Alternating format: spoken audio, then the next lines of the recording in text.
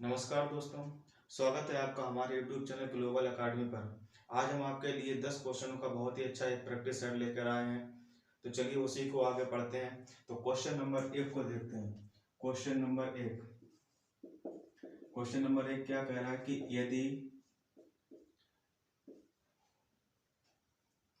Under root में 1 plus X upon 100 equal to, मैंने बोल दिया कि 11/10 हो तो x का मान क्या होगा। आपके सामने ऑप्शन लिख दिए गए हैं। एक ऑप्शन बी है 10, ऑप्शन सी है 21 और ऑप्शन डी है -21। ठीक, तो ये क्वेश्चन अगर आपसे पूछा जाता है तो बहुत से स्टूडेंट होंगे और ये ज्यादातर स्टूडेंट ऐसा करते भी हैं कि इन दोनों का वर्क करेंगे। मतलब कि इस क्वेश्चन को वो, चलिए एक बार हम बता देते हैं। ऐसे करते हैं कि 1 plus X upon 100 equal to 11/10 और फिर दोनों साइड का स्क्वायर कर देते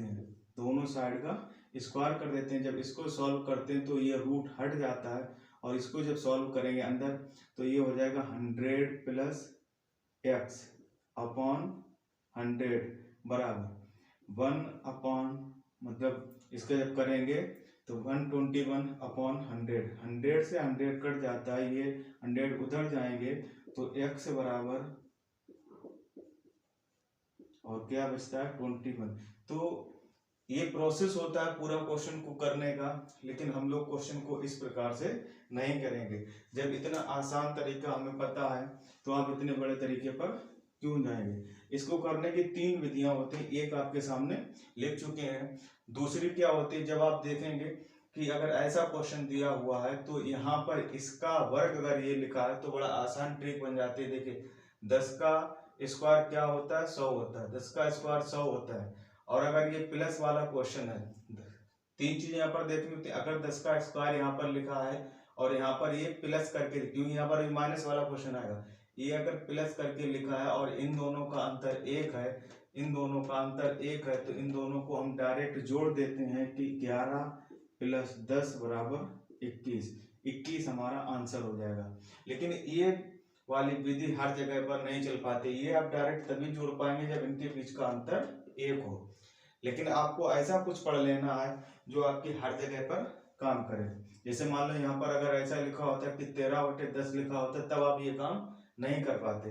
तो हम क्या करेंगे, जो आंसर आएगा आप ऐसे देख लें इसको कि अंश का स्क्वायर माइनस हर का स्क्वायर, बस बराबर आपका आंसर हो जाएगा। तो अंश कितना है 11 का स्क्वायर माइनस 10 का स्क्वायर 121 माइनस 100 बराबर 21 आपका आंसर हो गया।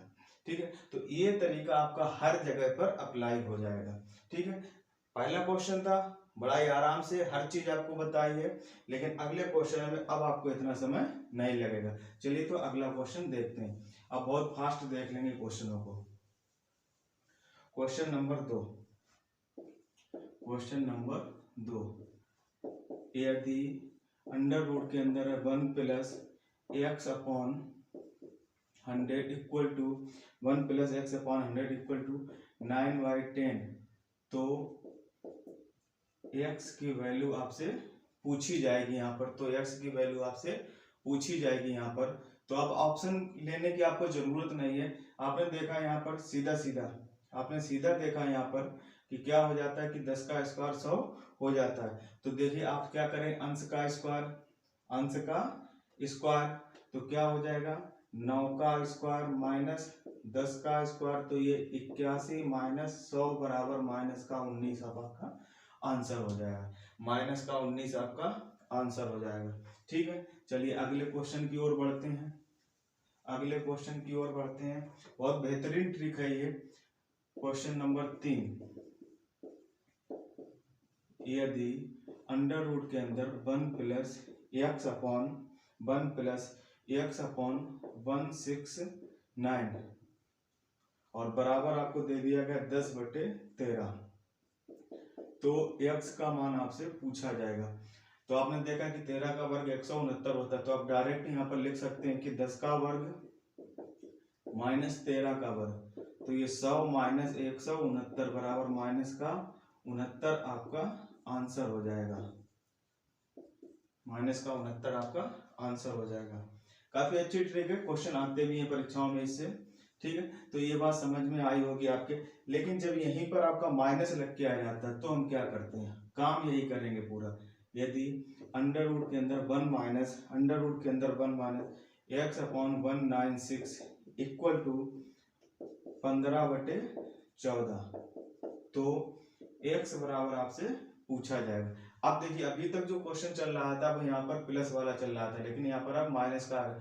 तो आपको काम वही करना है, जो आपका आंसर आएगा उसका चिन्ह बदल देना होगा। जैसे 15 का स्क्वायर माइनस 14 का स्क्वायर, तो ये कितना हो जाएगा, ये होता है 225 और ये कितना होता है 196। तो 225 से 196 जब घटेगा तो कितना बचेगा, 29 बचेगा। लेकिन यहाँ पर माइनस है तो इसका चिन्ह हम बदल देंगे, तो क्या हो जाएगा, माइनस का 29 हमारा आंसर हो जाएगा। माइनस का 29 हमारा आंसर। अगर यहाँ पर माइनस का बचता तो प्लस का 29 आंसर होता, माइनस का अगर बचता तो प्लस का 29। चलिए इससे एक क्वेश्चन और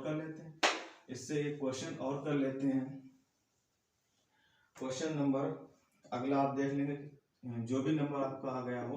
क्वेश्चन नंबर 6, यदि 6 नहीं, क्वेश्चन नंबर ये होगा आपका 5। यदि अंडर रूट के अंदर 1 माइनस x/9 और इक्वल टू एक इसके 2/3, तो x बराबर आपसे पूछा जाएगा। आपको कुछ नहीं करना, अंश का स्क्वायर 2 का स्क्वायर माइनस 3 का स्क्वायर बराबर क्या हो जाएगा आपका 4 माइनस 9 बराबर माइनस का 5। लेकिन ये आंसर नहीं होगा, चिन्ह बदल देंगे तो क्या हो जाएगा, प्लस का 5 हमारा आंसर हो जाएगा। प्लस का 5 है क्योंकि यहाँ पर माइनस है इसलिए यहाँ पर चिन्ह बदल दिया, यहाँ पर माइनस है इसलिए यहाँ पर चिन्ह बदल दिया। ठीक है, चलिए अगला क्वेश्चन देखते हैं। तो ये दोनों तरीके के क्वेश्चन आपने समझ लिए होंगे। ये क्वेश्चन लेते हैं, क्वेश्चन नंबर 6 पूछा जाता है। ये क्वेश्चन आया हुआ परीक्षा का क्वेश्चन है कि 5 की पावर 24 का वर्गमूल होगा। 5 की पावर 24 का वर्गमूल होगा। तो यहाँ पर क्या होता है, जैसे आपको यहाँ पर ऑप्शन में मिल जाएंगे, ए 5 की पावर 2, 5 की पावर 12, सी 5 की पावर 23 और डी 5 की पावर 4।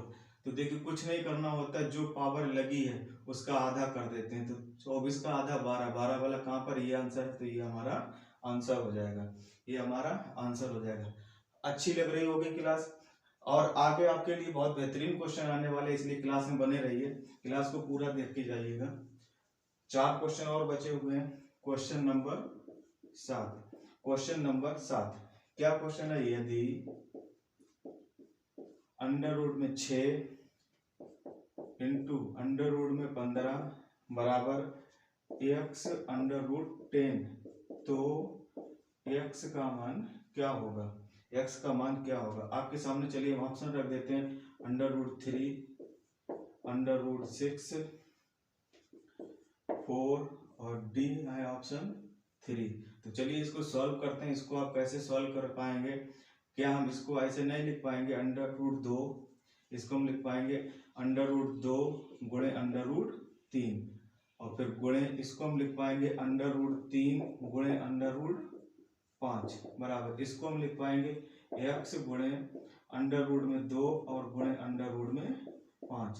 देखिए अंडर रूट 2 से अंडर रूट 2 कटा, अंडर रूट 5 से अंडर रूट 5 कटा। और आपको पता है अगर किसी एक रूट की संख्या का उसी संख्या में गुणा होता है तो आपका केवल रूट हट जाता है। जैसे मान लो अगर आपसे ये पूछ लिया जाए कि रूट 2 इंटू रूट 2 बराबर क्या होगा, तो 2 होता है। तो इसी प्रकार से यहाँ पर क्या हो जाएगा, रूट 3 गुणे रूट 3, तो x बराबर क्या हो जाएगा 3 हमारा आंसर हो जाएगा। ऑप्शन नंबर डी सही है। ठीक है, चलिए अगले क्वेश्चन की तरफ बढ़ते हैं। अगले क्वेश्चन की तरफ बढ़ते हैं।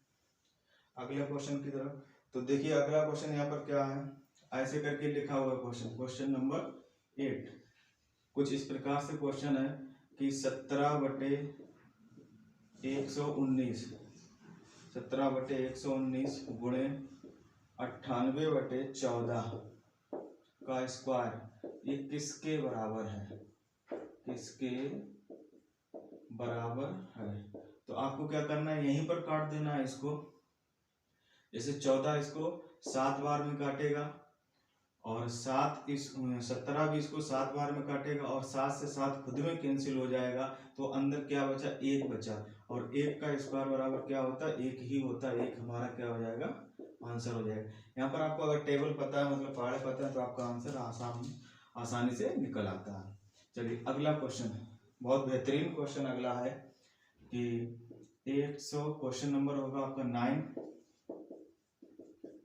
120 से 120 से 120 से कितने तक यहाँ पर आप ले सकते हैं, 300 तक। 120 से 300 तक कितनी पूर्ण वर्ग संख्याएं हैं, कितनी पूर्ण वर्ग संख्याएं हैं, वो कितनी पूर्ण वर्ग संख्याएं हैं।